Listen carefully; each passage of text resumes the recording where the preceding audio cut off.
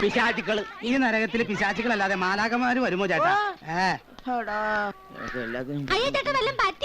ഓ എന്റെ മൂലാതന്നെ ഇളയോന്നൊരു സംശയം. ആ കമലേ ചിന്നേ ഒന്ന് നിന്നേ. ഇന്ന് ഒരു പരിപാടി ഉണ്ട് കേട്ടോ. ഞങ്ങള് പരിപാടിയൊക്കെ നിർത്തി. അയ്യോ എന്നിട്ട് ആ വിവരം ഇന്ന് രാവിലത്തെ പത്രത്തിൽ കണ്ടില്ലല്ലോ. അതെ, ഞങ്ങൾക്ക് 2 ജാതിയുടെ ഒരു പ്ലീനത്തിനെ കാശ് കിട്ടാനുണ്ട്. ആ അപ്പൊ അന്ന് 2 പൊതി ബിരിയാണി വീതം മാറ്റി തന്നതോ? അത് ഞങ്ങൾ തിന്നു.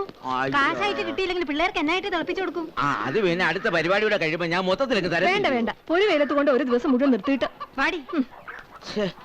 ചേടാ ഓരോരുത്തരും ഇങ്ങനെ പിന്മാറിയാൽ നേതാവ് വരുമ്പോ വെറും കസേര നോക്കി പ്രസംഗിക്കേണ്ടി വരുമല്ലോ.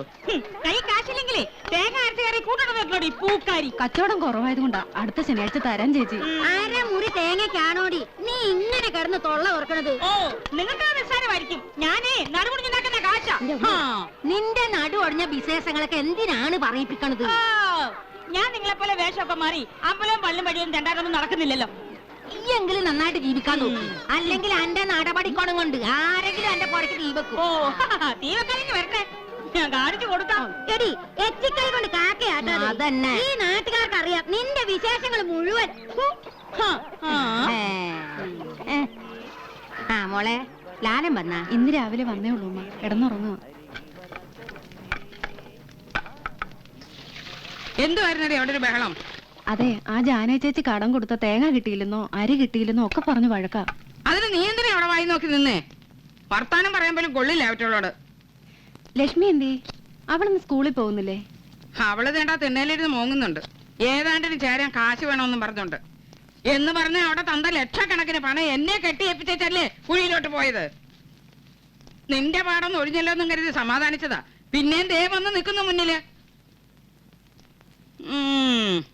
പല്ലവന്റെ അടുക്കളപാത്രം കഴുകി കുടുംബം പോറ്റുന്നതിന്റെ പാട് എനിക്കല്ലേ അറിയൂ. നീ സ്കൂളിൽ പോകുന്നില്ലേ? ഞാൻ ഇനി പഠിക്കാനേ പോകുന്നില്ല. എന്താ, നീ വല്ല പരീക്ഷയ്ക്കും തോറ്റോ? അതല്ല, 11th സ്റ്റാൻഡേർഡുകാരെല്ലാരും കൂടെ ഒരുമിച്ചുള്ള എസ്കേഷനാ. ഞാൻ മാത്രം ചെന്നില്ലെങ്കിൽ പിള്ളേർ എന്നെ കളിയാക്കും. പിന്നെ വന്നു കഴിഞ്ഞിട്ട് അവളുമാരുടെ ടൂർ വിശേഷങ്ങളും. വേണ്ട, ഞാൻ പോണില്ല. വേണ്ടടി, നീ പോകണ്ടടി. പഠിച്ചിട്ട് നീ ഇപ്പൊ എന്താ കളക്ടറാൻ പോവാ? നീ ആ ആന്റപ്പന്റെ തീപ്പെട്ടി കമ്പനി പടോട്ടിക്കാൻ പോടി. നീ ആ കമലയുടെ മോള് ചിന്നുവിനെ കണ്ട് പഠിക്കടി. പഠിപ്പിച്ചെടുത്തിനെ മരത്തെ കെട്ടിട്ട് ഇപ്പൊ എന്തായി? അവ സ്ഥിരം ടൂറല്ലേ അങ്ങ് ജയിലിലോട്ട്. ചില നേരത്തെ തോന്നും അവന്റെ അമ്മയെ കെട്ടിച്ചയച്ചത് അങ്ങ് ജയിലിലോട്ടാണോന്ന്. ചേച്ചി, നീ എണീറ്റോ? കട്ടനെടുക്കട്ടെ. ആ തള്ളയോടൊന്ന് തൊള്ളവർക്കായിരിക്കാൻ പറ. രാവിലെ ഓൺ ചെയ്തു ലൗഡ് സ്പീക്കർ. എന്റെ ജീൻസിന്റെ പോക്കറ്റിൽ കാശ് കാണും. ലക്ഷ്മിക്ക് എത്രയാ വേണ്ടച്ചാ കൊടു. എന്റെ ദൈവം, ഇത് എവിടെ നടി ഇത്രയും കാശ്?